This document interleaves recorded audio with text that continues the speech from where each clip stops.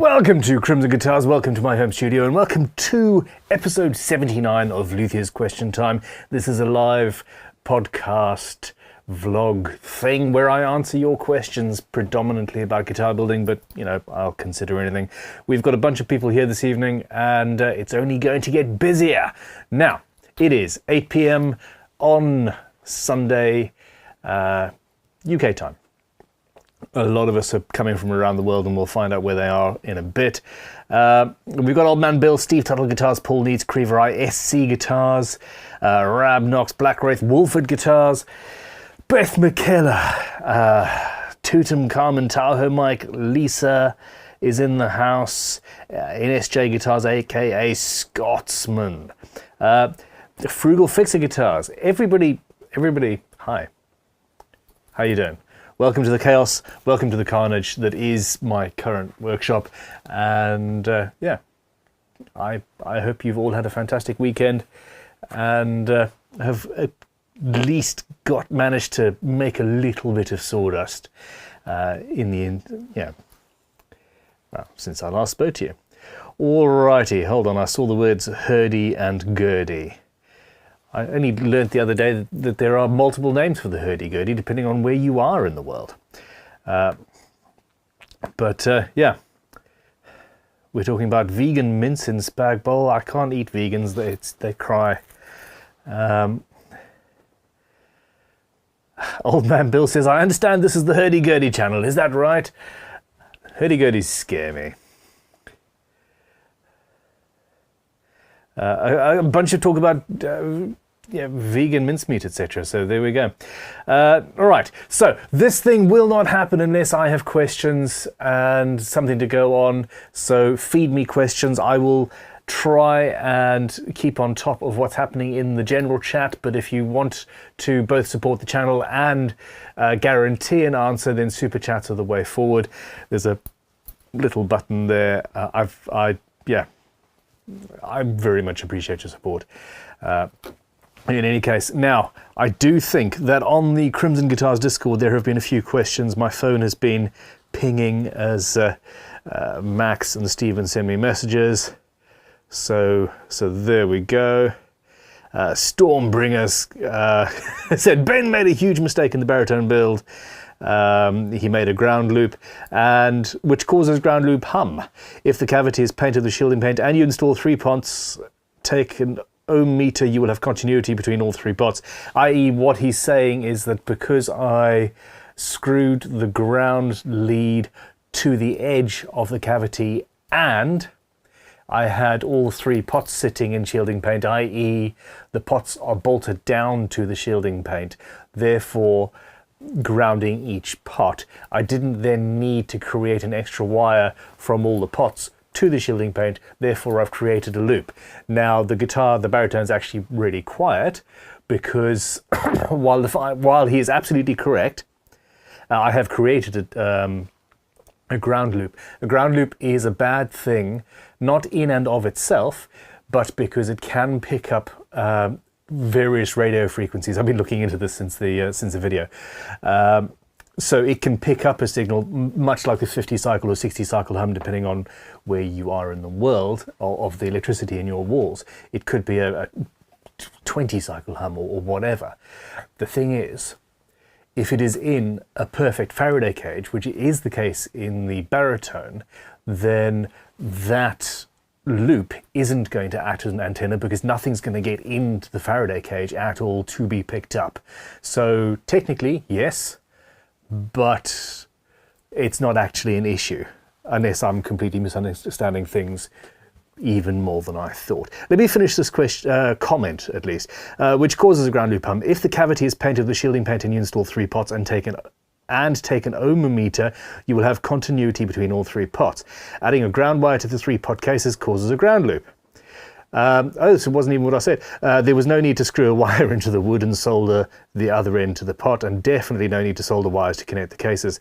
The shafts conduct the current to the casing via the conductive paint. Same with the Telecaster with a metal plate. You do not solder the cases of the pots. They're already conductive via the metal plate. So yes, technically. And Well, as I said, if you don't have if it's not in a Faraday cage, if it's not shielded, then you run the risk of picking up things. It is still best practice to avoid ground loops, but there is a reason why most people don't.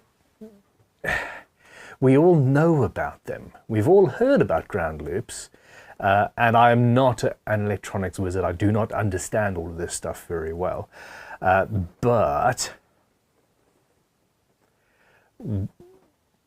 while we speak about them a lot, nobody has ever really experienced one, nor knows what it does or why we are so worried about it. You know?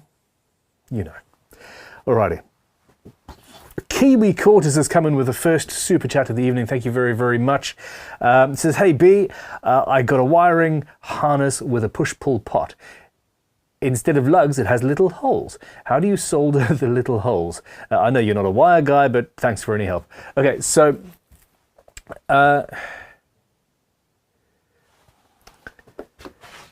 yeah, interesting one. It sounds like, I just need to check something in the background here. Yes, okay, fine. Where's camera number 4? What are you looking at? Let's look at the workbench, shall we? Oh, I've just screwed up everything. There we go. All right, so what you've got is probably this, which is a very high quality CTS push-pull pot. And you've got those holes there. C1, 1, 2, 3, 4, and C2, just to be confusing. C, I assume, stands for case. I don't know. No, C1 and C2 are the central bits of your switch. So what that means is it's essentially, you've got, let me find a thin pointy thing. Paintbrush it is. So each one of these holes corresponds with a part of the switch. And this actually helps me understand this potentiometer much better, because this is the same layout as a standard two position switch. So you've got your central or common 1 and common 2. There we go. Anyway, you've got two options. Either you can solder directly to each one of these lugs carefully, or solder into one of the holes, and that will be quite easy. In exactly the same way that you would tin a switch or something else like that, put a little bit of solder on there, put a little bit of solder on the end of your wire, put the two together as you heat it up, and it will solder together. You want to, inside you'll be able to see, you don't want to put the wire too far through, you might end up shorting, but it's a very, it's a good system. It's a good system. And I don't think you'll have an issue with that. The big unit has come in. I can't believe it. After all of this talk about electronics, the big unit is not commenting about his field of expertise, which is electronics. He says, what should the dimensions be for a neck billet that will be a one-piece neck with no scarf joint? Okay, still not enough details. It depends on the angle that you would require for your headstock. Now, I generally use about 9 degrees for my headstocks because it uses less timber. Gibson's are 12, 15? Huge, unnecessarily large angles. So in reality, let's put it this way. In reality, I generally figure out what blank I've got, draw the headstock into the available timber, and then say, yeah, that'll do. Now, for a tremolo system, you do not want a particularly sharp break angle. You don't want to have a Les Paul sized headstock break angle on an instrument with a tremolo if you can help it, because that it encourages sticking at the nut, or at least that is what I have been told and what I currently believe. How weird do I look wearing a cap? It's cold and raining out there at the moment, after being the hottest day of the year a few days ago. I don't understand the UK. So yeah, essentially a lower brake angle works better with tremolo systems, unless of course you've got a locking nut. And if you want a more stable, at least this is what has been said, I don't believe it necessarily, but if you want a more stable system with a set neck, then a greater angle helps. I need to do some experimentation. This is one of those things where I'm repeating what I've been told and haven't experienced anything to tell me otherwise. So there we go. All right. Okay, another query via our Discord, and if you aren't on the Crimson Discord, you should check it out. There's a bunch of people talking about guitar building all the time. Alrighty, Airfire spoke to me at the guitar show about a thin line gold telly with a single P90 and a fully rosewood neck. I've been considering this more and more as time's gone on. I've realised that I'd really love a maple neck guitar, as in maple neck, maple fretboard. One, do you think this would save on costs? And two, I mean, maple is definitely cheaper than rosewood. Do you have any tips for working with maple for the first time? I will be getting this from Crimson, by the way. Thank you very much. Crimson is now doing... is now getting into timber supply in a big way. I've been planning it for like nearly a decade or more, but we're actually pushing forward. Excuse me. And yeah, there's going to be weekly drops every Sunday on both vintagetoolshop.com for the vintage tools and crimsonguitars.com, where we're just going to drop all of the timber in one shot. Now, first time working with maple, the only thing is it's a white wood, so it gets dirty easier. If I personally was... You're a guitar builder now. You're going to build a guitar with a maple neck. You are also at some point going to build a guitar with a rosewood neck. And yeah, just go for it.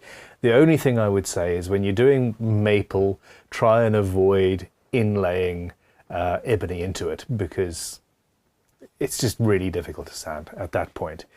Other than that, it's a fairly simple, fairly straightforward timber, and yeah, I've got no tips other than what you've seen in all the videos. It's guitar building as it goes. Sweet Tea Guitars is coming with a super chat. Thanks very much, Todd. It says late but present. Peace and love. Hi, Ben. Hey. Old Man Bill says hi to all you dust makers. Alrighty. Everybody's having a good night. Okay.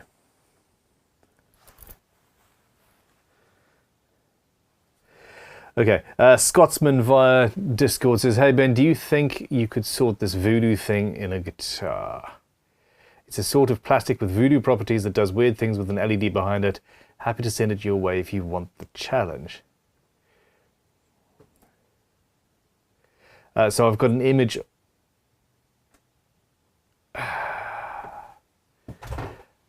I have no idea. And I've lost that thing. Okay. Oh,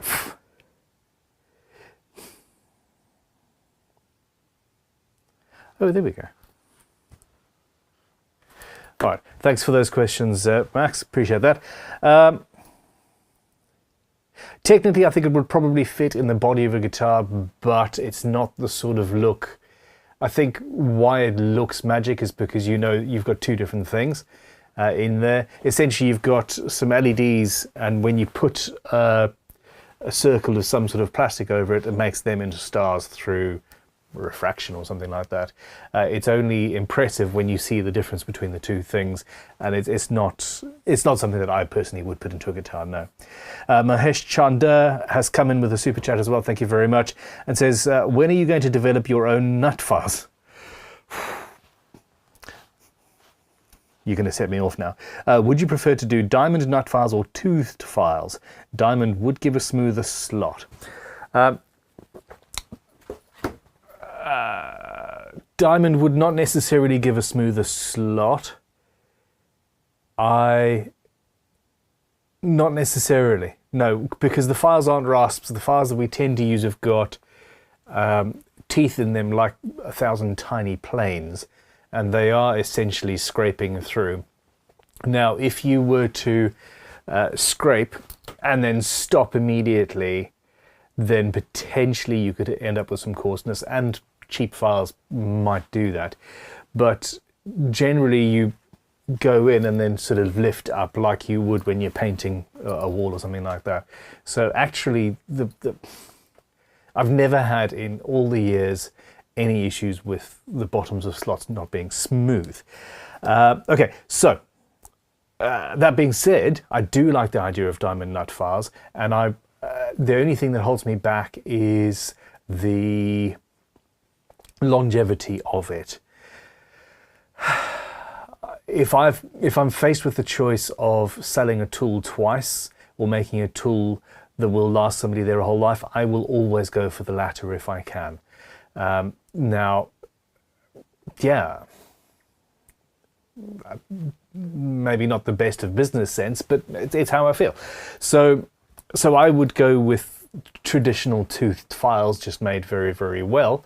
And I have spent a very, very, very long time, and we lost thousands and thousands and thousands of pounds working on our own nut files. I started by making them using gauged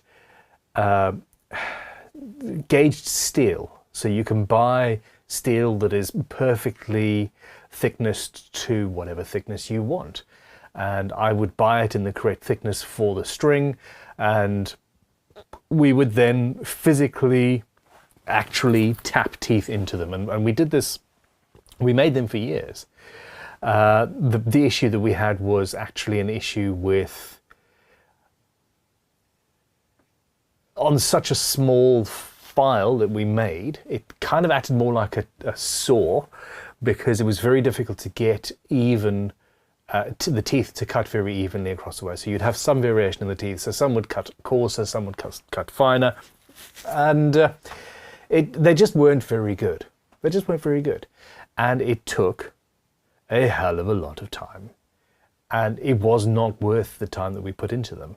And if any of you have any of those early nut files that we made, they worked as nut files, but they aren't as good as the commercially available ones that we currently sell that are made for us by Hosco. They're mass-produced to very tight tolerances, and they are made very, very, very well. And yes, you can buy them from other competitors. These are the ones that are sold by our competitors, but it is what it is. They are the best at their job, in my opinion. And in spite of the fact that a good set of nut slotting files is not an inexpensive purchase, they are very, very cheap for what they are. So yeah, there we go. I would like to do it if I could do it and make them both better and cheaper, if at all possible. Very good question. Thank you very much. Okay.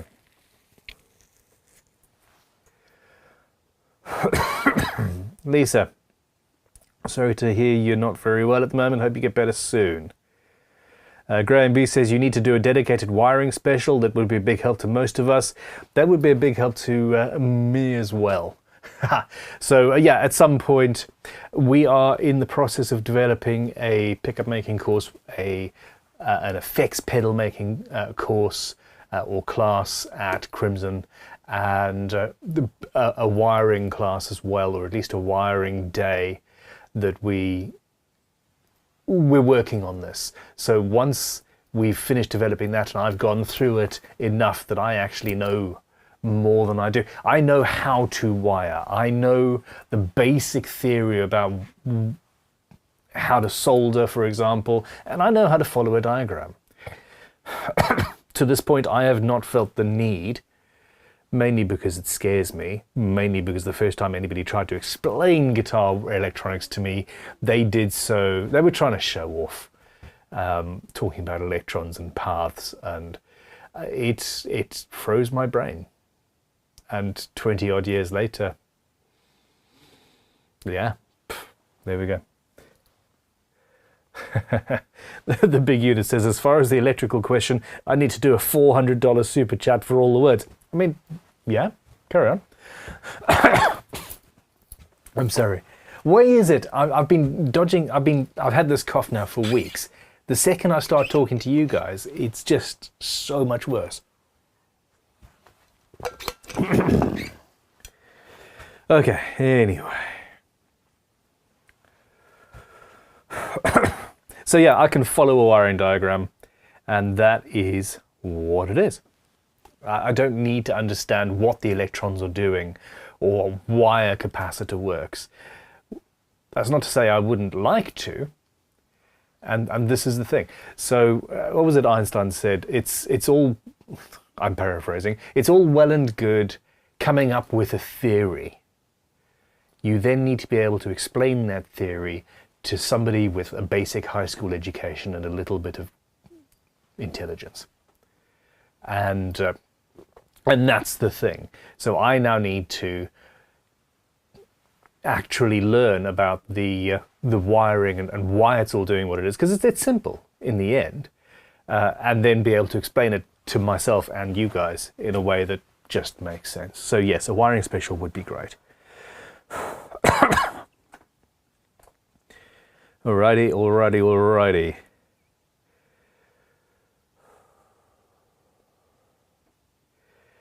Effects pedal making class, that has Ricky written all over it. Ricky does, he's a bit of a pedal nut, which is all good. Okay, Rick McKellar says, how would you repair a Stratocaster that has been dropped and damaged where the tremolo is screwed down? The screws don't tighten because of cracking. Okay, that's actually relatively simple. I would fill all available screw holes with a small piece of dowel, a skewer from the kitchen, a cocktail stick, something like that, and I would flood it with a mixture of fine sawdust and super glue. I would also fill any and all cracks with super glue and then tamp it down with dust over the super glue. So flood the cracks with super glue, then put dust in and tap it down so that it's solid and there's no air gaps. Do that a couple of times until everything's done and fixed and solid. Sand that back. This isn't necessarily going to be pretty. And then re-drill the 6 holes, and you should have something that the screws will bite into with ease. Now, normally I would just say shove a cocktail stick in the screw or a match or something and tighten the screw and you would be all right. The issue is that you've got cracks going from the screws to the edge of the fretboard, sorry, to the edge of the the tremolo cavity, and you need to solidify everywhere around that before you put the screws in. But it's a relatively straightforward fix. You should be able to completely resurrect that instrument.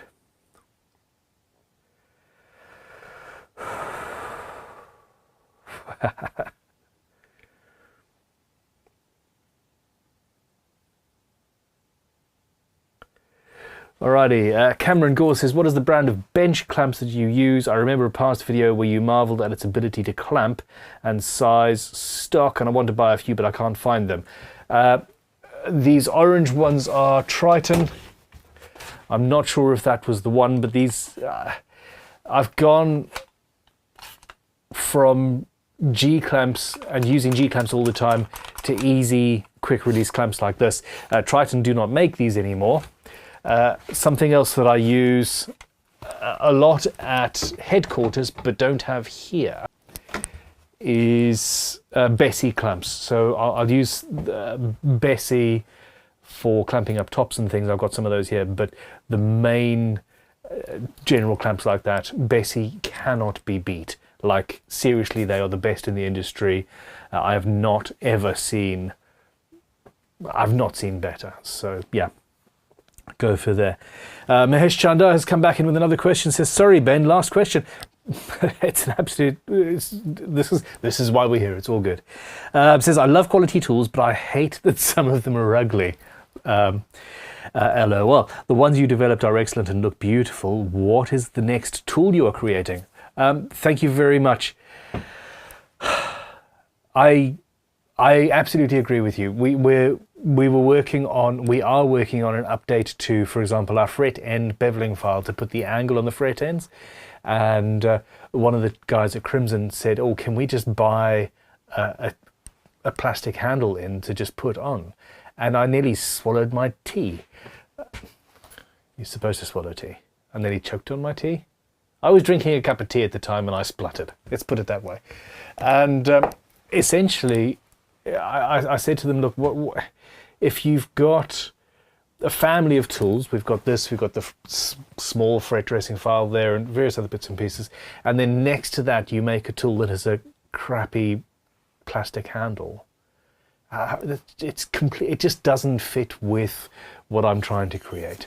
And yeah, so yes, it's as much about the look and the feel and the inspiration of using a beautiful tool. So, I mean, that is something that we're working on. I'm working on a workbench at the moment. We are, we have just finished developing a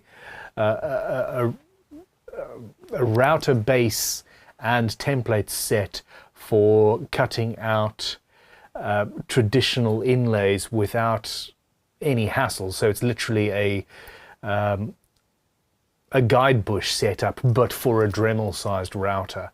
And that is going to make a huge difference to many people who want to do, for example, a trapezoidal inlay, but don't have the belief in their own ability to stand there and cut out everything to perfection. This, put the template in, guide it around, and you'll be fine. Isn't it funny? We have a list that is literally 100 tools long, and I can't bring 99% of them to mind. We want to launch or release the fret level strop that I've been experimenting with for a couple of years. There's a commercially available tool that I've discovered that works really well at polishing frets, which we're going to see if we can get and maybe modify and release. So that's something else. Yeah, there's just all sorts. This is risking sounding like an advert at this point. So thank you very much for sitting it through in the super chat. I am about 2 weeks away. There's a very, very talented gentleman who works at Crimson. He is currently helping us catch up with all of the back orders of tools and kit guitars that are on order. We are going to be 100% caught up and have a month in stock of pretty much every single tool we make or supply within a matter of a few short weeks on the outside, and within about 3 weeks we'll be entirely caught up with kit guitars, I hope, and also have some of those in stock. Templates are going to be should now all be in stock. We've made some sweeping changes. Now, that person is going to be reporting directly to me as research and development. And there's going to be a lot of new stuff coming through. A lot, i.e. hopefully it'll end up being multiple tools a week. Excuse me.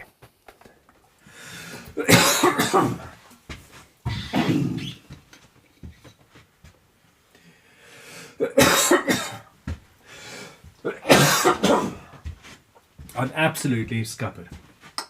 Sorry.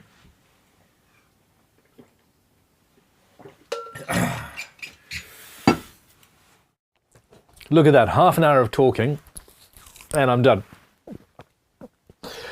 All right. Sweetie Guitars is coming with a super chat and a suggestion. A really cool file to make would be a concave on one side, flat on the other. 2 safe edges, semi-fine cut for fret end dressing.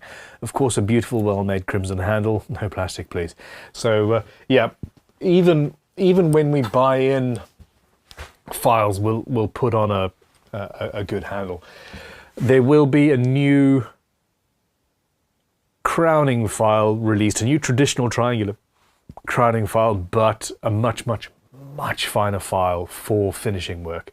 So it would be start with one of these and then go to a finer one to reduce sanding essentially and speed things up. Okay, let me try and picture this. Concave on one side, flat on the other, 2 safe edges. Semi-fine cut for fret end dressing. Oh, of course, I see. Yes, that would be cool. The issues with shapes like that, essentially we don't have the necessary manufacturing capacity to do that in-house, nor do we have enough of a customer base to be able to find a factory who would make them for us. Most factories who do that sort of stuff want to make 10,000 or something or nothing. But I do believe that one day we will be reaching that point.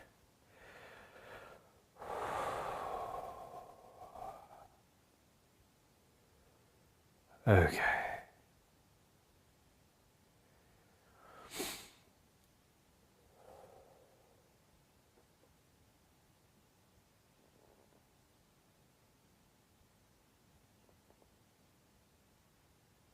Robert R says, I have a set of Seymour Duncan pickups that I bought that have a plug in connection of the pickup for the wiring and tried to use them, but it kept coming undone. How do I keep them connected?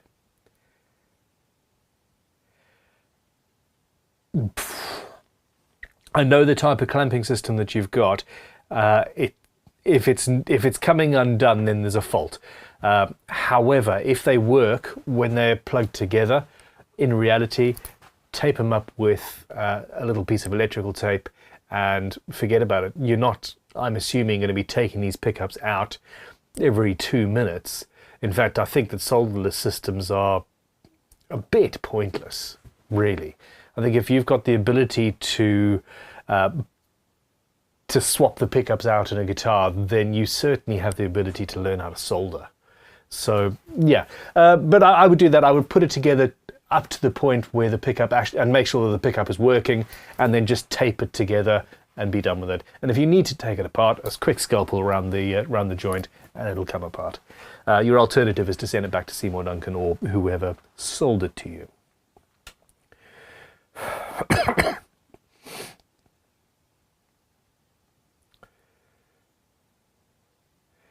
SM Myers is coming with a suggestion for some nut slot files.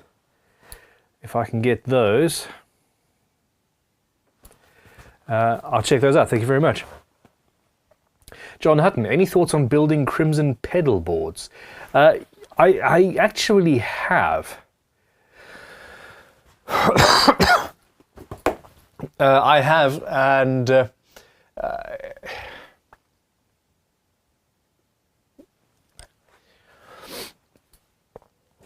I have to try really hard not to go completely off-piste. There are a dozen things that we could do at Crimson that could make a little bit of money and could be financially viable, etc., but aren't in our lane. And honestly, as a company, we're a bit screwed because I keep on doing that. We're not screwed. We're fine as a company. We're not going anywhere. But I have historically messed things up by going in too many directions at once. I shouldn't have started the vintage tool shop. I absolutely love it, like absolutely. But I should not have gone off and done that. I shouldn't. We've spent a long time developing the kit guitars, and it's cost us a lot of money, and we haven't recouped that. I'm only going to recoup that investment of years and years and lots of machinery and training, etc., when we start producing our own production guitars at capacity. So yes, I could 100% do some very cool pedal boards, but there are other people where that is the only thing they do, and they do it really well. And what's more, they can concentrate on selling it really well. And I think that is the crux of the matter.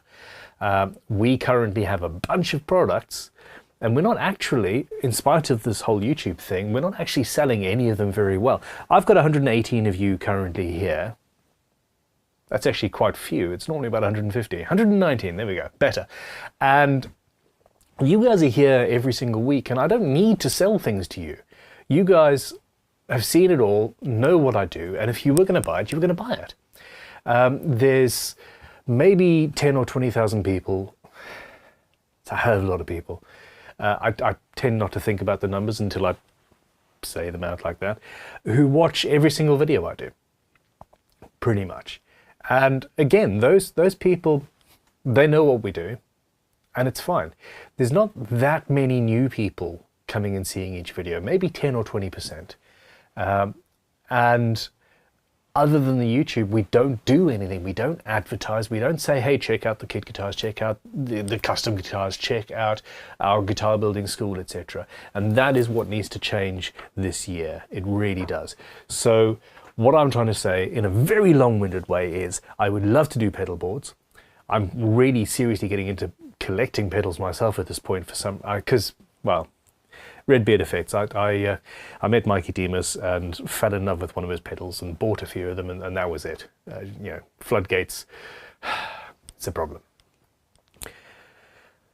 This year, I'm going to be concentrating on fixing everything that we already do, developing everything that we should do in each facet of Crimson, and then once all of that is running swimmingly and there's no issues and no problems, then we can start developing something new. That would be the intelligent and grown-up way of doing things. I know. Look at where we are. I'm doing things the intelligent and grown-up way. Okay, Micah Knoll is coming with a super chat. Thanks very much, Micah. And says, is something about resin worse than other plastics? You still use plastic pickup rings and love Lego. How do you reconcile? No, I use plastic pickup rings because there's not very much plastic in them. And in general, I think on about 50% of my builds, use no pickup rings, or will use ebony or rosewood, etc.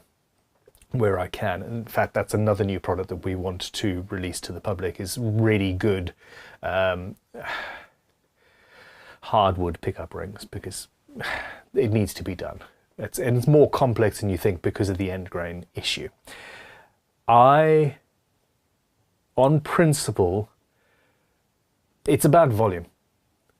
The sheer amount of volume of resin being pumped into a river guitar or something like that, and I have built a river guitar and I will build more.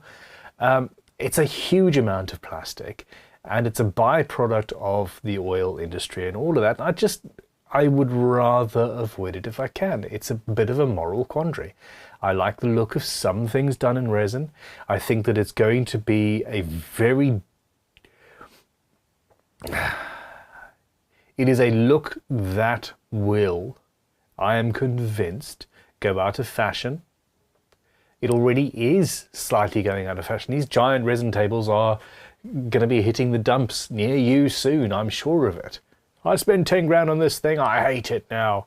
I'm not surprised. Hey, we've got a brand new resin table that we're still in the middle of making to work as our office table. It's a resin river table, bog oak and gold leaf and all that. It's going to be coming to the screens near you soon. So I'm using the stuff where I need to, and because there are certain things that I really do like the look, and done well, it can last forever. The only thing that really... And the only reason I'm still doing this, in spite of my slight moral quandary, is that I am not going to throw this table away, because it is bog oak. It is gold leaf, and it is, I think, going to be to my taste forever. It's a rock and roll kind of a thing. I wouldn't have a resin table in my dining room. Not my dining room. Okay, and a resin river guitar is not likely to be thrown away at the local tip. So you're talking about a lifetime of hundreds of years. It's not single-use plastic, and that makes me feel better. So yeah, no, there's nothing better, there's nothing worse about resin, except for the fact that there's just lots of it. And I don't particularly like the look of some stuff that is made like that, when I just love wood, really. The big unit says, okay, let's try again. 10-degree headstock break angle, no scarf joint, no trem, 25.5 inch scale length, bolt on. What would be a good billet size?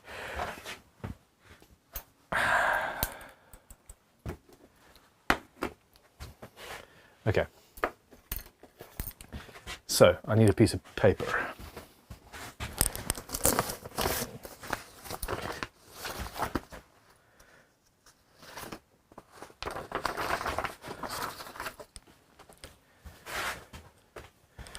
Okay, so let's find a permanent marker.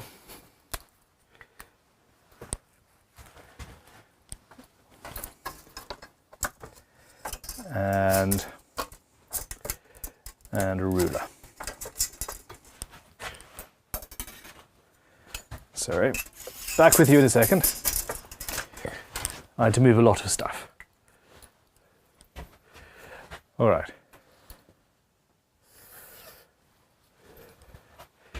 So your headstock's going to be 14 millimeters thick. So that's the end of your headstock there.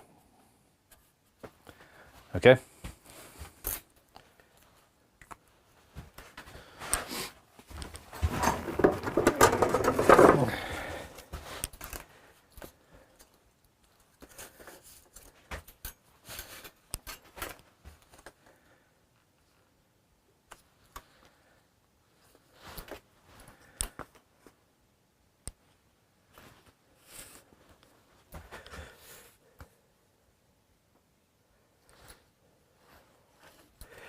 That's your 10 degrees, 14. Okay, so you can see all of that. The ruler is sticking to my computer there. 3 aside headstock, did I see?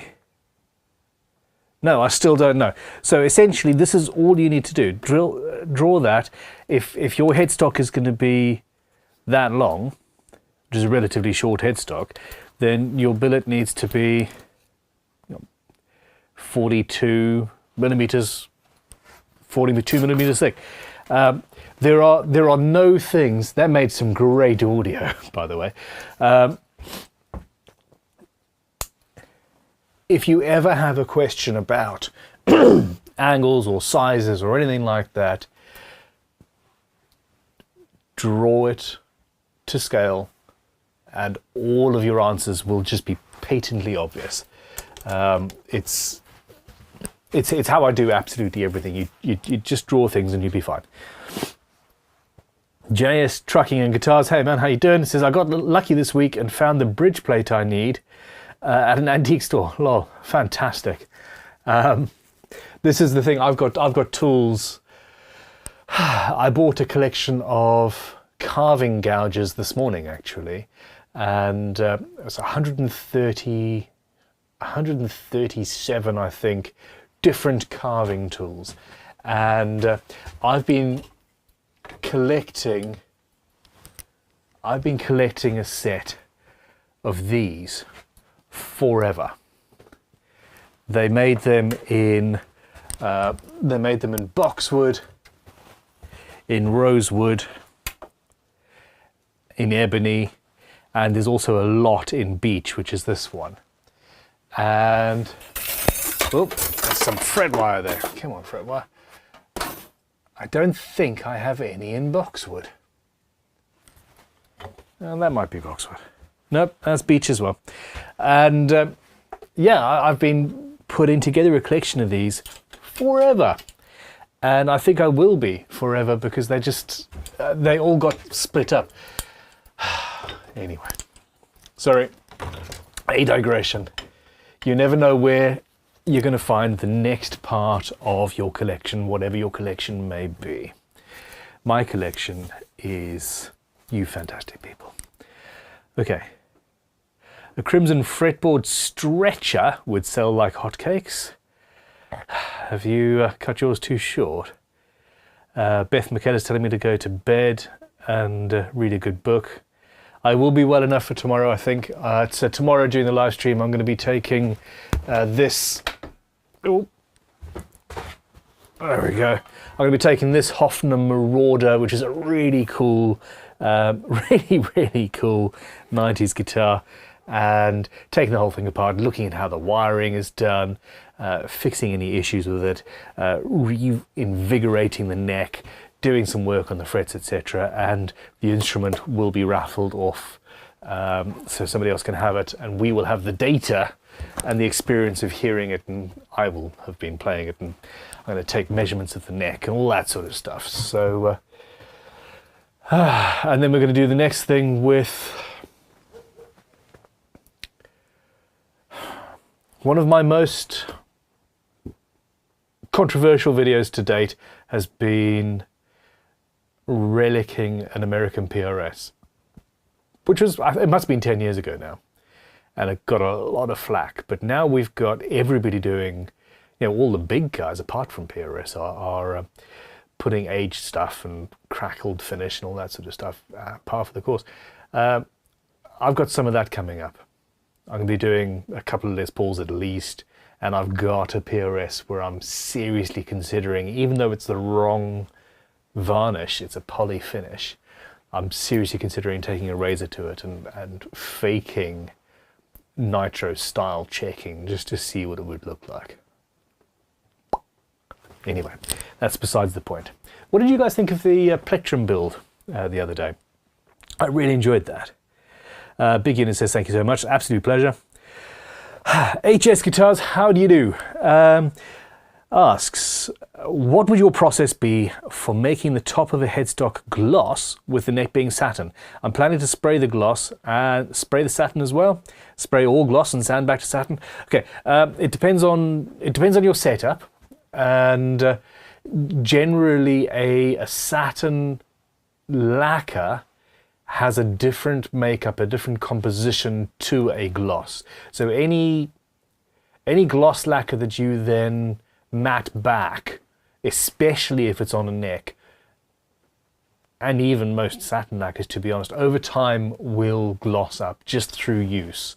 Just through playing, you're going to make that fairly glossy. Now, if you're going to be spraying it, then I would get a specific satin lacquer that is formulated to be satin and use that, and then I'm wondering to myself which I would do first. I think that I would probably spray satin everywhere, or at least spray the satin first, and then after that being careful to avoid overspray and bounce back, I would then spray the gloss, or vice versa, but then you have to make absolutely certain, whichever way, you're probably going to have to mask things off. Now, if you were going to be mixing a high gloss lacquer on the front of the headstock and an oil finish, for example, on the back of the neck, etc., then you do have some worry. You would have to apply the oil after the lacquer is fully cured and good to go. I personally wouldn't be worried about oil seeping underneath the lacquer and causing any issues. If you are, then I would say a coat of shellac on the back of the neck and around the headstock, etc., to act as a sealant in between the oil and the neck, and then you'd get a nice oil finish which won't gloss up to the same extent as a varnish, without worrying about it seeping underneath the high gloss lacquer and causing any issues there. Luther for builds. Hey, how you doing? Says, just for a laugh, how many dislikes does that video have? I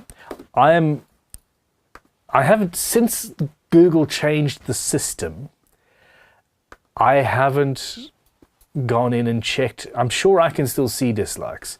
I'm going to have a quick look.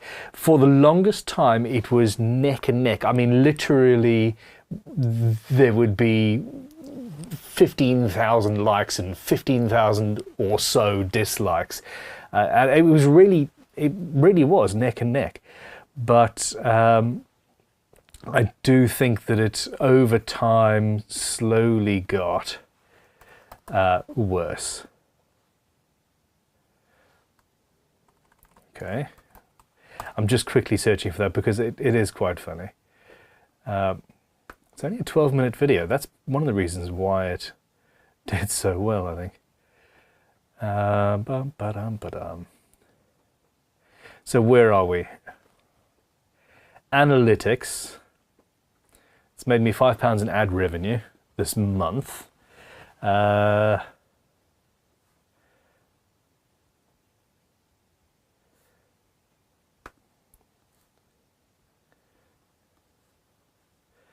Likes versus dislikes, 141.7%. It doesn't actually tell me how many.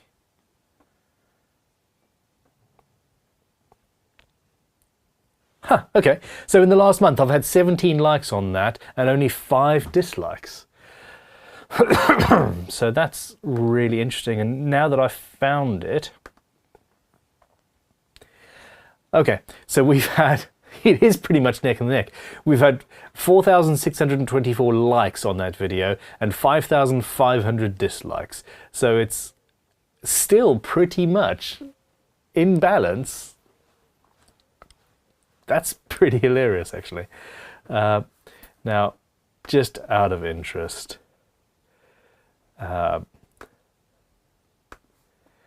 just going to the overview. Sorry, I don't go back and do this very much. This video has had 904,000 views since it was uploaded. Ha! Crikey. And I actually hid it. It wasn't live for a good 3 or 4 years. But anyway, it's yeah, that's funny. Now, the big unit says he thinks he owes me an electronics lesson now. I would sign up for that with bells on. I really would. And I just want to make sure I haven't missed any questions. No, we're good. Super chat's up to date.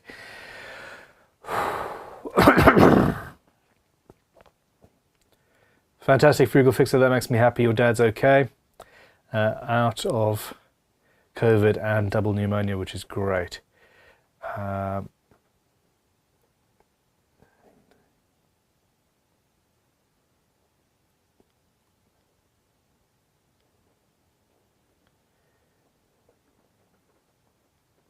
Robert R. says, most people when they buy something new try to avoid it getting scarred up. I prefer trying to keep it nice looking for as long as possible. I do agree. Hey Ian, how you doing? I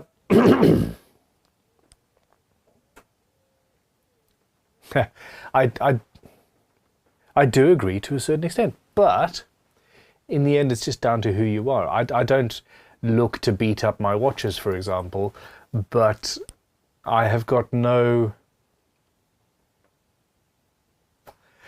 I've fundamentally changed the way I think about relicing a guitar. And actually, we don't use the word relic anymore, do we? It's aged or whatever. And for me, it's not about faking... it's not about faking the use. I'm not saying, hey, I've put 1,000 or 10,000 hours of gigging into this guitar. It is that the guitars that I love looking at are 50s, 60s Les Pauls and Strats and Tellys and things like that that have got that age. And it's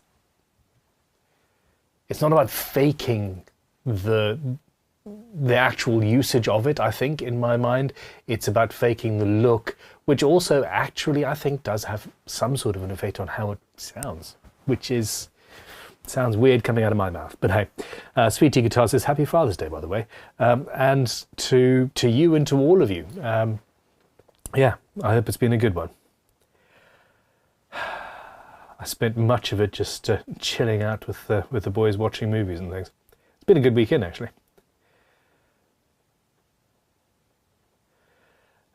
Also, I'm still not so much of a fan of the full Relic. I still don't like the idea necessarily of throwing and adding dents to guitars. I do really, really love the look of a checkered lacquer nitro sort of finish. I love that look. Whether it's a brand new guitar or not, doesn't matter. If it's got that, I like it. I do like it. So there we go. Alrighty.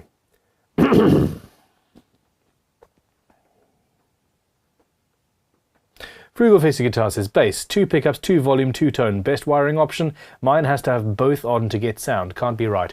Okay, so essentially what you've got is you are going off the center of your potentiometer for your master out. So essentially from your pot, you've got a wire going from the center of the pot to, I think, to either your switch or the jack, depending on where you're going. If it's from the center pot, then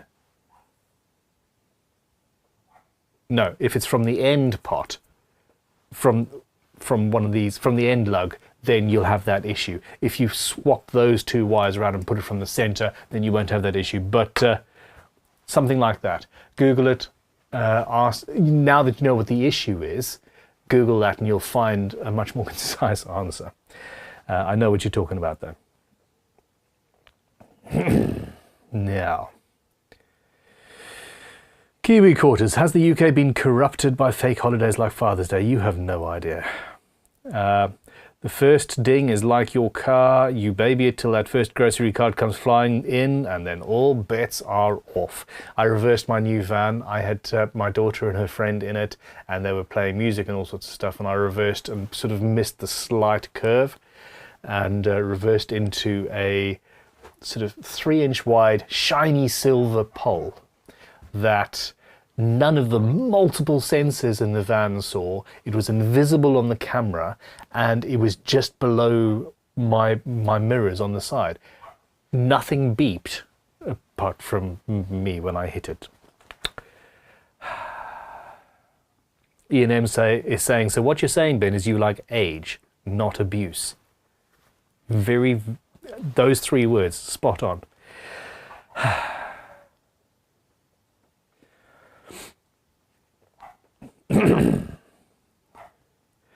SM Maya says, Ben, what potentiometers do you use at Crimson? Currently CTS, although for a long time I use CTS because CTS are fantastic pots, of course. I have also been experimenting with CTS that are being made for somebody else, for another company. They're called SSS, and they are, it's a finer tolerance instead of plus or minus 20%, which is a huge variance. You know, if you want 500K plus or minus 20%, it's anywhere from 400 to 600K, which is an audible difference. But I also, for a long time, used Bourne's. And Bourne's do a potentiometer that's got a much more positive turn. It's harder to turn. And I personally really like that. But unfortunately, some customers didn't, so we switched back.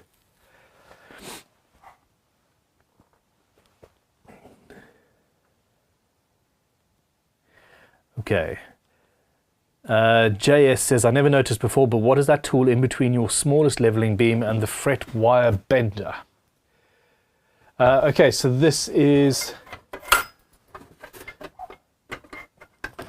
hard to get off because it's flat. This is a little, it's a little ruler. There we go. So basically, if you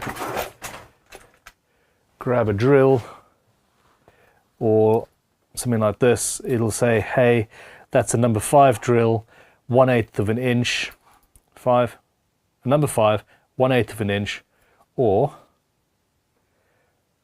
3 millimeters. Did any of that come through on the video? I'm shining all over. So that sort of says 3 millimeters there. And then on the other side, it gives me inferior, 1/8 of an inch, or a numbered bit, and it's pretty close to number 5. I don't think I even remembered I had it. I had no idea I had it there. It seems to me to be actually something quite useful. Do you know what? I'm going to put that in with the drill bits.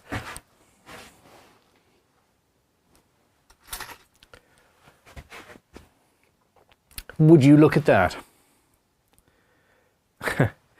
That's an interesting...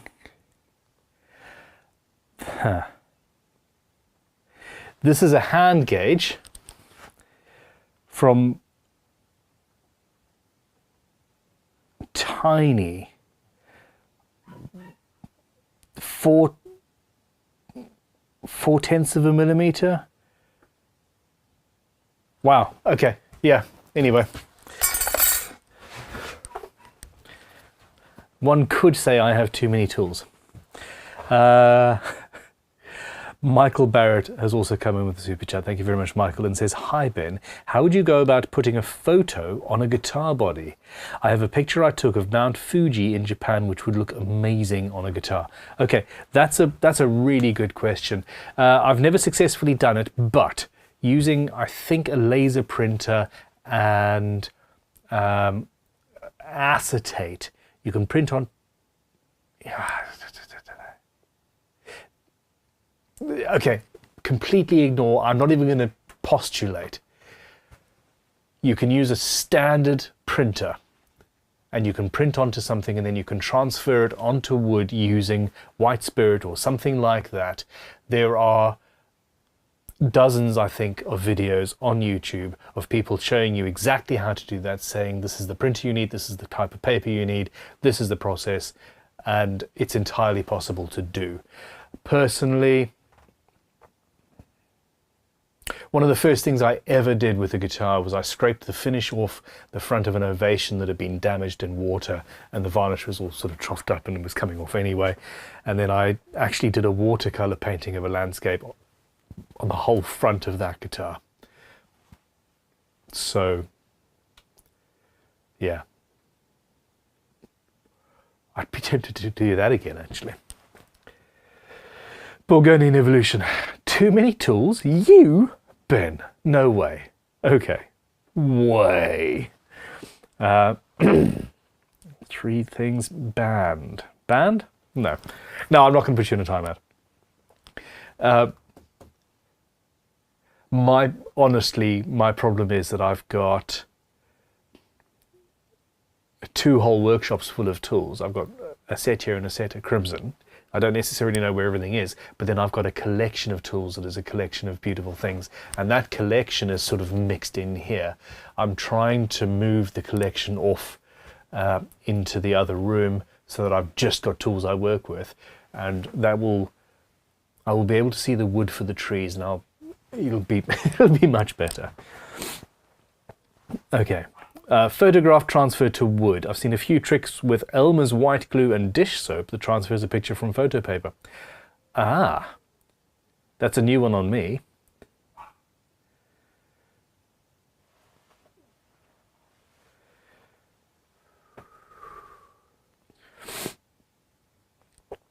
Checking is a finish as much as anything. This is really weird.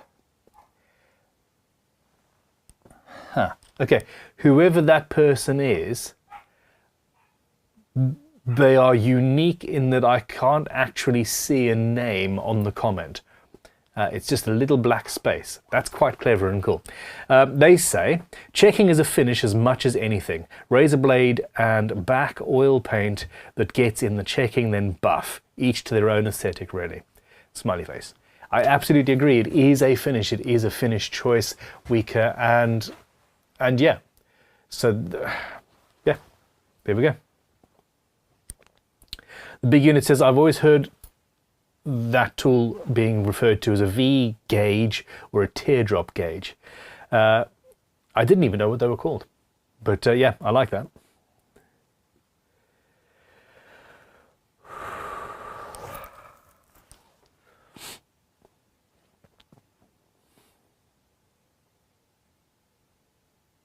Clay says, hey Ben, I'm thinking about buying one of your kit guitars. May I ask, how does the neck compare in terms of shape and comfort? That is such a difficult question to answer because everybody sort of wants a different thing. But we are currently making anywhere from 20 to 40 kit guitars, and most of those are with necks a month, and have been doing so for 4 years or so, and I have never had anybody complain about the comfort of the neck. In fact, we've had other manufacturers come and buy them to put on their guitars because they love them so much. So chances are you'll like it. It's a very comfortable modern C shape. Yeah. That being said, if you have a specific requirement, you want a slightly thinner or slightly fatter neck, if you want a V-shaped neck carve or something like that, that's something that we're happy to do. And we are going to be offering varieties of neck carves on the new Kit Guitars website at some point soon. Lisa's asked me who makes those. I think you're talking about the gauge. That particular one came from Axminster Power Tools in the UK, but you can get them pretty much anywhere. A drill sizing gauge is what I've always, yeah. Drill sizing gauge, teardrop gauge, V gauge. Ooh. Excuse me. Dimitri says, hi Ben, I predominantly use acrylic, plexiglass and wood to make my inlays. Does this devalue my work? Thank you for your teachings. Absolutely bloody not. Not in the slightest. Not in any way, shape or form. Look, I made a plexiglass, an acrylic, a cast acrylic, resin, completely see-through base, the neck, the fretboard, the body, everything. I made that in 2006, 2007. I made that way before this resin craze thing started for Goldfrapp's bass player Charlie Jones. In fact, I made two. I've still got the prototype because it couldn't deal with the heavy gauge strings he likes to use. Okay.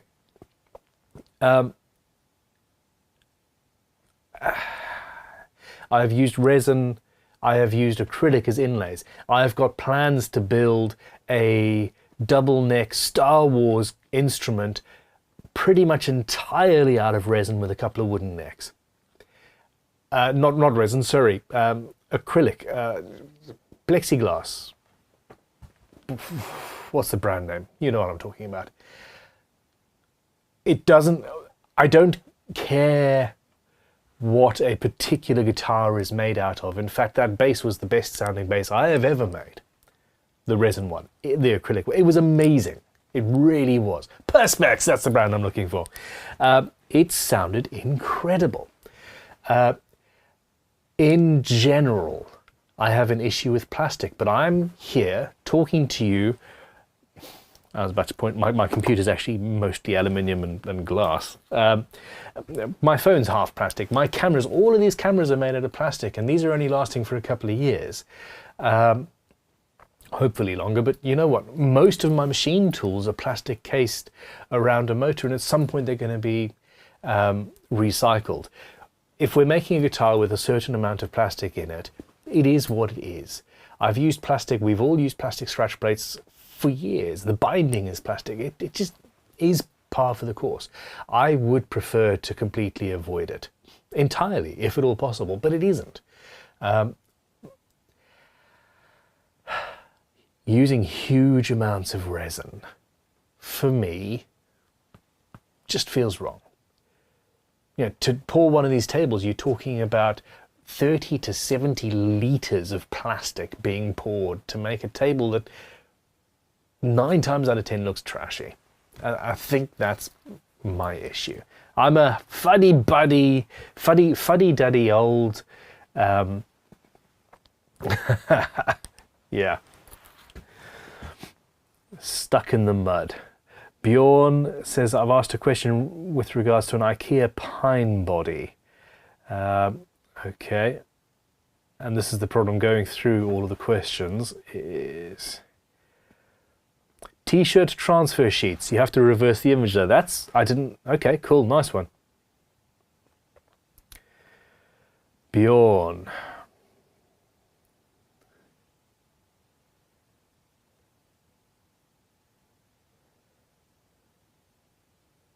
Okay, I'm going to keep on looking for Bjorn's question because he...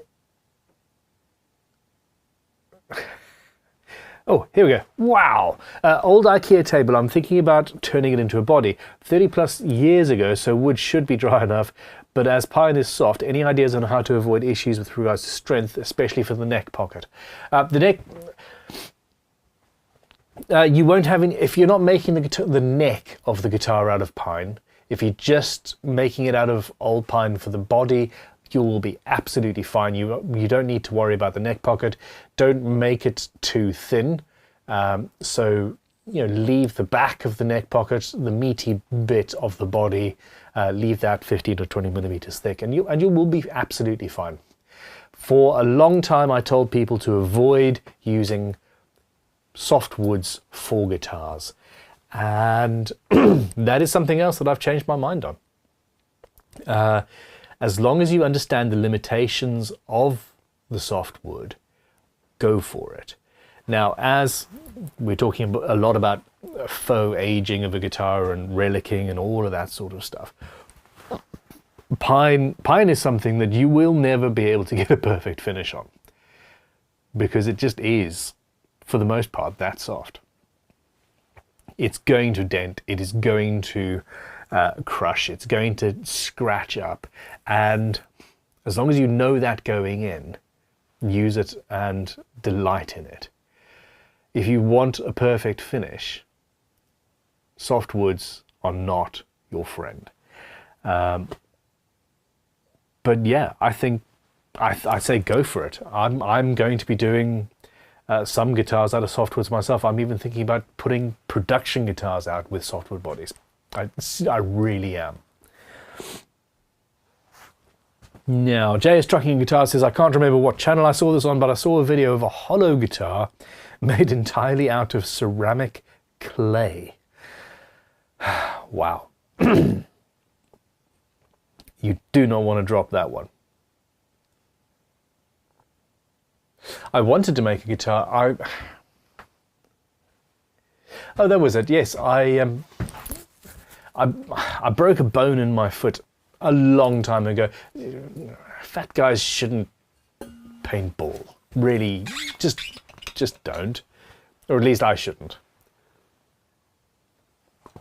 I was running through the mud and slipped on the mud. I was going too fast and ended up sort of at an angle, and my entire weight hit into a root on my heel, and I sort of flipped over it and cracked something.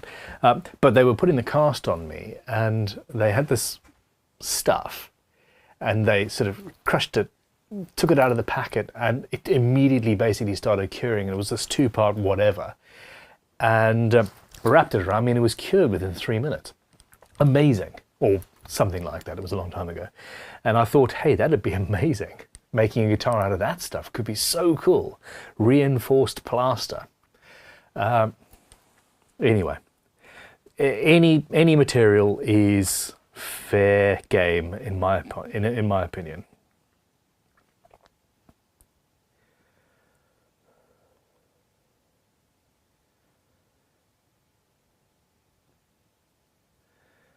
Make it out of amber.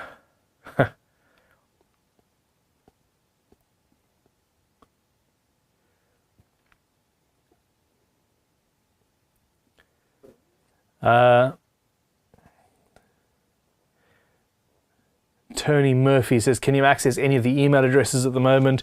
I can see the stream at Crimson Guitar's email. So yeah, if you send something through, I'll answer your question. I have a project for an upcycle to one of Fender's spurious Strats, and I wanted some advice. Yeah, send an email through to stream@crimsonguitars.com, and I think I should see that.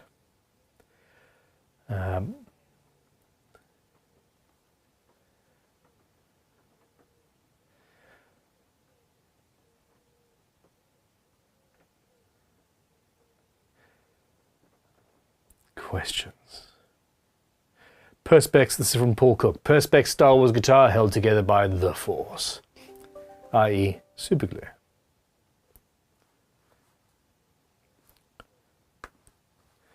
Okay, I do have stream.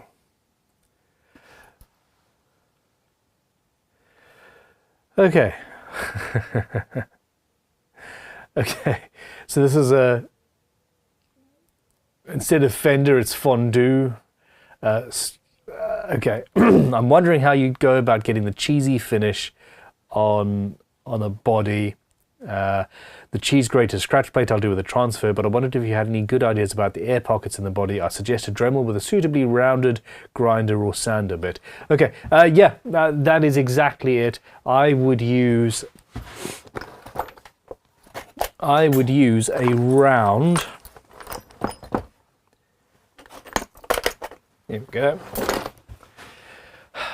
I would drill holes in first, and then I'd go in with a ball and one of these tools, and it's a little, this is by a company called Sabertooth, and I'd use that, but a round one, to grind, and yeah, you'd get some really cool holes, and then just spray it yellow.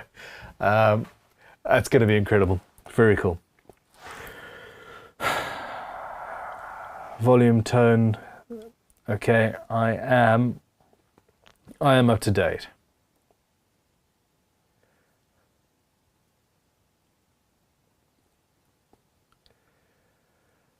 Graham B says, how do you feel about vinyl, as in records? They are petroleum based. I don't use them. I didn't particularly realize they were petroleum based, but again, it's the same thing. Now it's the same argument though. It's not a one and done, therefore it is morally better than a single use plastic. As I've said, I think my biggest issue is that I think that there is just a huge amount of material going into these resin projects, and most of them are going to be very short-lived because it's a very polarizing look. No, Lisa, I haven't yet. I have actually, yeah, I have actually got, I really want to.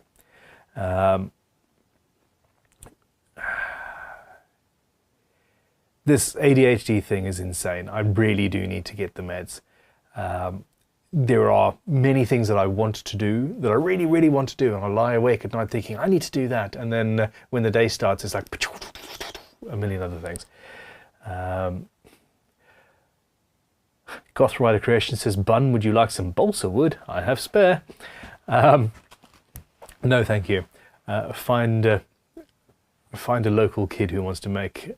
The first work with wood I ever did was making carved versions of jet fighter things that I actually sold to friends at school. And that was out of balsa, and that's what got me into this. Deja Voodoo, that's it, it's Novo. Novo Guitars is charging high-end prices for roasted pine bodies. They really are, and they look good. And it's seeing what they were doing and hearing what those guitars sound like that made me reconsider my issues with using softwoods, essentially.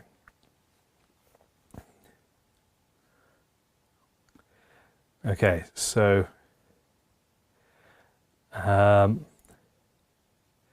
No, Joe, I would just use that. He's just sent me a picture of the bridge. I think those saddles look absolutely fine. Graphtec upgrading.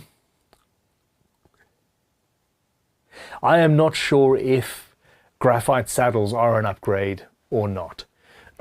If you watched the video where I used the Brazilian rosewood plectrum I made versus the plastic plectrums, there's a vast difference in the sound that came out of these two materials.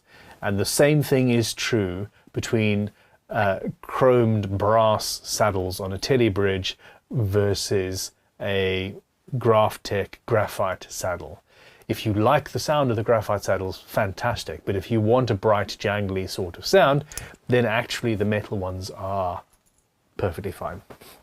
In fact, perfect. George Davis says, new pine is the worst wood on tools, all the pitch and sap. I agree. That is a problem.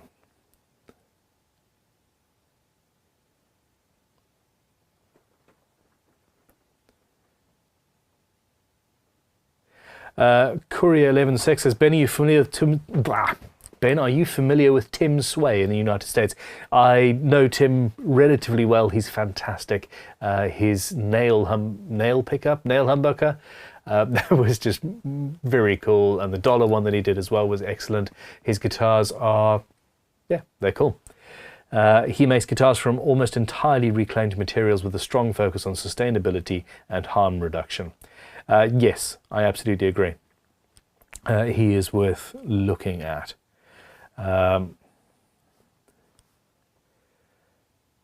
He was in Great Guitar Build-Off, and we sent him a kit, and he used the entire kit, including all of the offcuts, because it was a rectangular kit. It was good.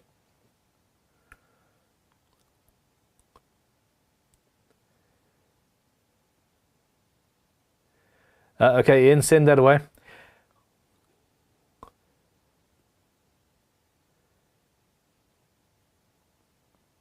Rob Kennard says, I also agree about resin tables. Will these be the 2020 version of the avocado bathroom suite? Each to their own. I think that's my issue. Deja Voodoo says, whoever, whatever the algorithm is, really, really likes resin poor guitars for some reason. It does.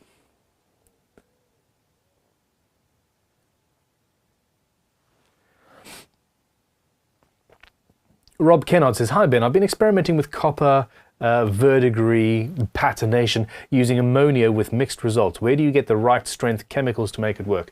Okay, so first of all, make sure that it's in an enclosed spot. I made a Perspex box.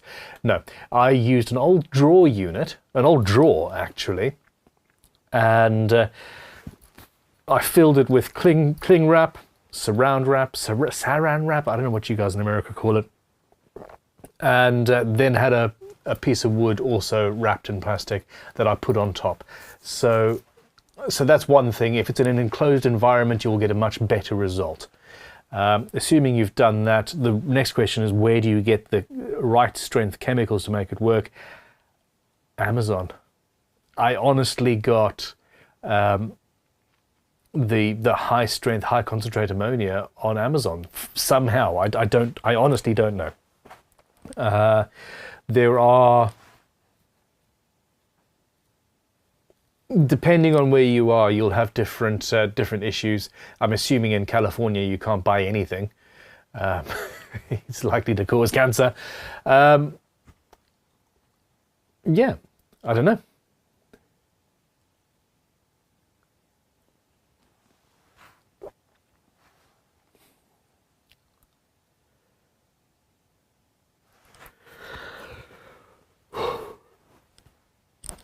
Excuse me. I'm running low on energy. Okay. JS Trucking Guitar says, I have an idea for a future build to use an old railroad tie to build a guitar body. Railroad tie, is that the actual, the wood? That will be full of very nasty chemicals, if that is the case.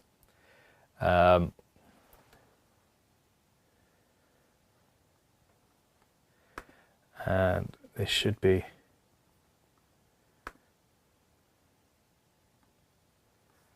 Okay.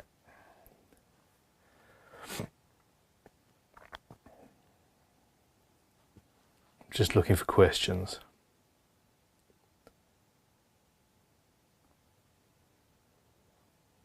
Paul Need says, I'm somewhat perplexed that with all of our material science that no one has invented a clear epoxy-like replacement from plant cellulose. It's not that much of a stretch from nitrocellulose lacquer. There are things that people are working on, but to be honest,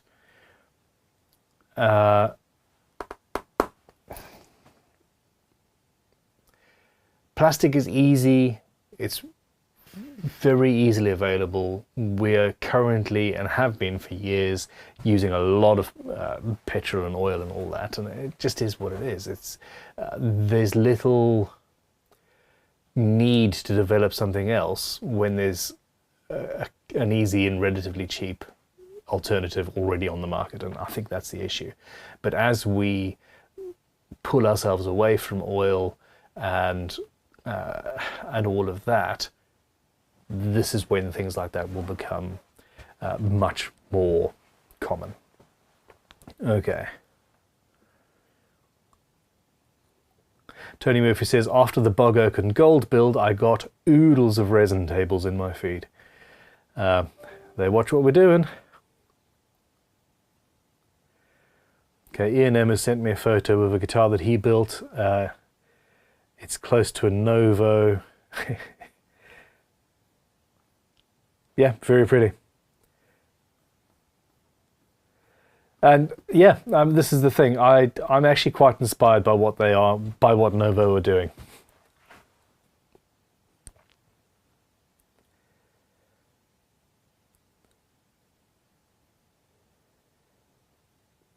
He plans to put lace sensors in it. Okay.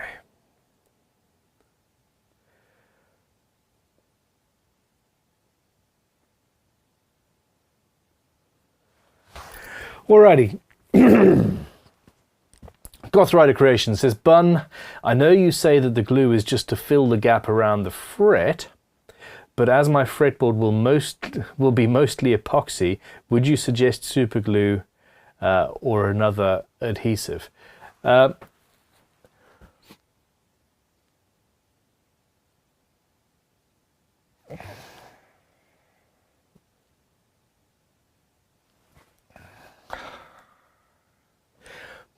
There is an experiment that I need to do. So wood glue left in a gap, if it's a larger gap, could potentially shrink as it cures over time and then actually leave a gap. And this is something that people have mentioned in the comments before, and I really need to actually do an experiment, fill a fretboard and then cut some up and see what happens. Okay, so I need to do that. I prefer using wood glue because it is so much easier to clean up after the fact than super glue is. I hate the scratches. I hate having to scrape a fretboard clean after you've got it absolutely perfect, because you sand it down to perfection, then you put the frets in, then you've got all sorts of glue and you have to go through and do it's just, I don't like redoing work. Cleaning up the spooge out of white wood glue is much easier than scraping away dried super glue. In your case, super glue or epoxy arguably could be better. But again, you got all of that cleanup to do. So in reality, I think wood glue would still do the job. Yeah.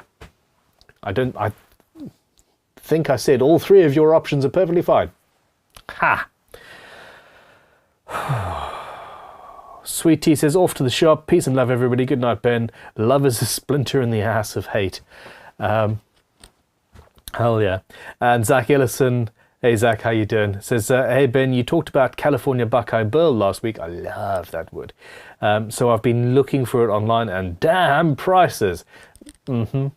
I have some lumberjack friends in Northern California, so I plan on talking to them.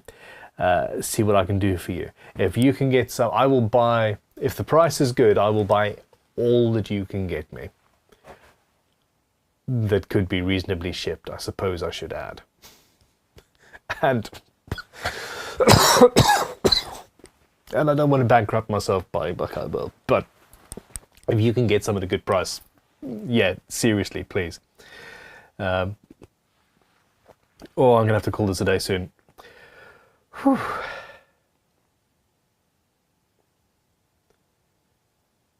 Frugal Fixer says, use wax before superglue. It works great.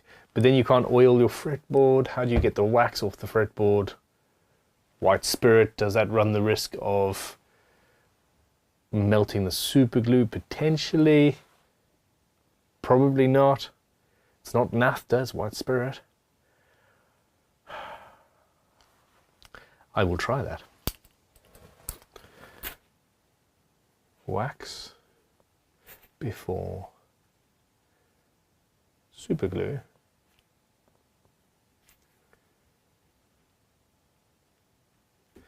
The amount of times I've come to look at my notes after a stream and they've been entirely illegible because I'm trying to write fast so I get back to the stream. I'm forcing myself to chill out.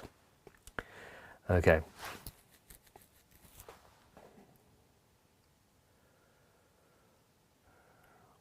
Rab, all the dates for GGBO are on the website. I honestly don't remember them.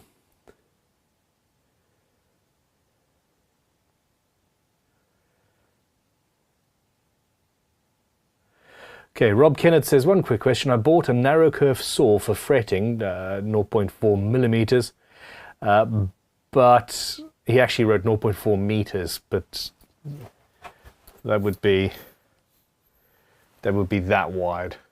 So yeah. Sorry, I shouldn't mock you, but jumbo frets are a real pain. What is the relationship between the fret width, the bit inside the slot, and the slot dimension? Okay, good fret wire should give you all of these dimensions, and with the fret wire you've got, obviously you probably need a 0.5 millimeter saw, or you can take a file and file down the tang. So the top of your fret is the top of the fret. The T section, the leg section, is called the tang, and it's got the knobbly bits that stick out on the side. Explain it like I'm 5. And essentially you can file down the knobbly bits so that it fits in a smaller slot. And I have done that in the past. Most fret wire fits for a standard fret slotting saw perfectly fine. Some manufacturers just want to they want to watch the world burn. They want to watch Luthiers cry. They want to induce a backward bow on your neck when that's not really what you want. Horrible people.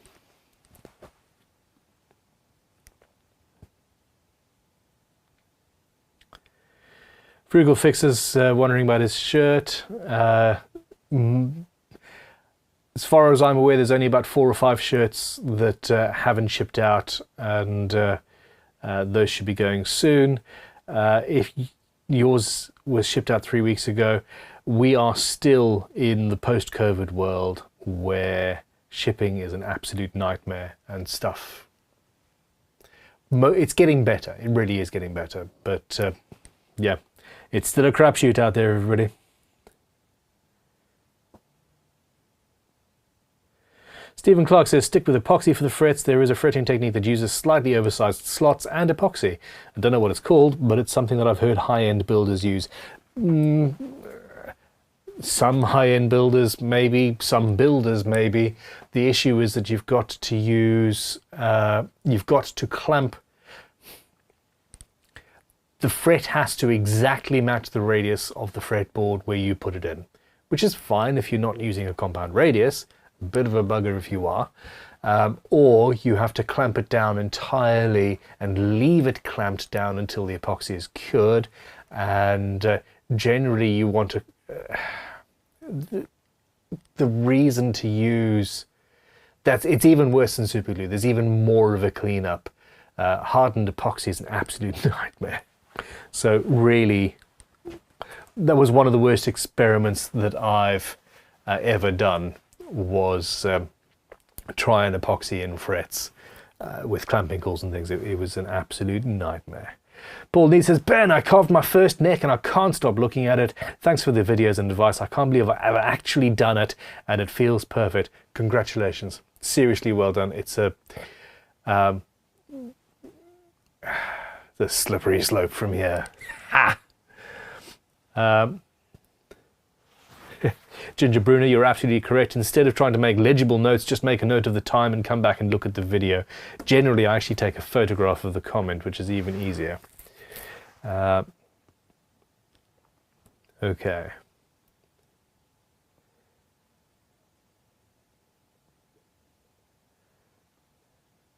Thoughts on rowan wood? I've never experienced it. So look up the specific gravity of rowan versus maple and compare it and go from there. George Davis says he got his shirt in 8 days. Frugal says I'm just waiting, I'm not stressing, he's just wondering. Oh, 140 viewers, 100 likes. That's good numbers. Sweetie got his shirt in 5 days. Joe Brown says, I'm sure you mentioned using super glue as finish once before. How does that work without being a sticky mess? If I even remember that correctly. Super glue is often used by wood turners and specifically people who turn custom wooden pens. It's a great friction finish. So with something at speed and being applied rapidly and carefully, you can get an incredible finish.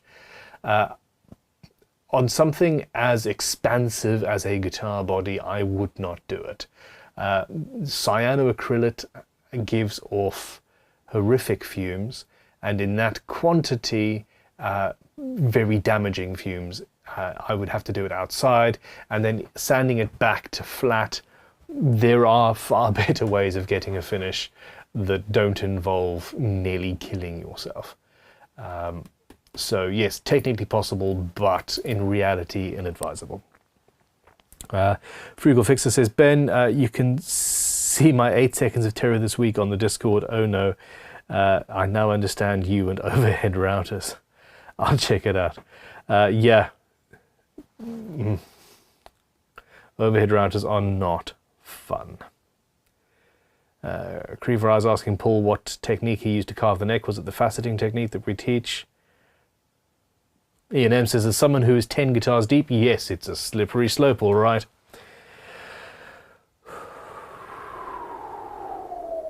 Rob says, thanks to you, Ben, I'm finishing my 3rd build with number 6, sitting on the rack waiting to assemble. That's excellent. Okay, and Paul says, yes, the facets seemed to want to merge into a curve quite quickly using the Shinto. The Shintos are incredible. Okay, look, everybody, I feel another coughing fit coming on. We've been going for an hour and a half plus. And yeah, I need to call it a night. So, hold up. Oh man. Not ideal.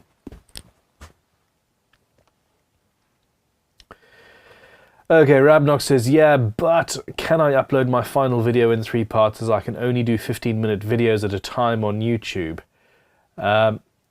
In that case, yes, you have to.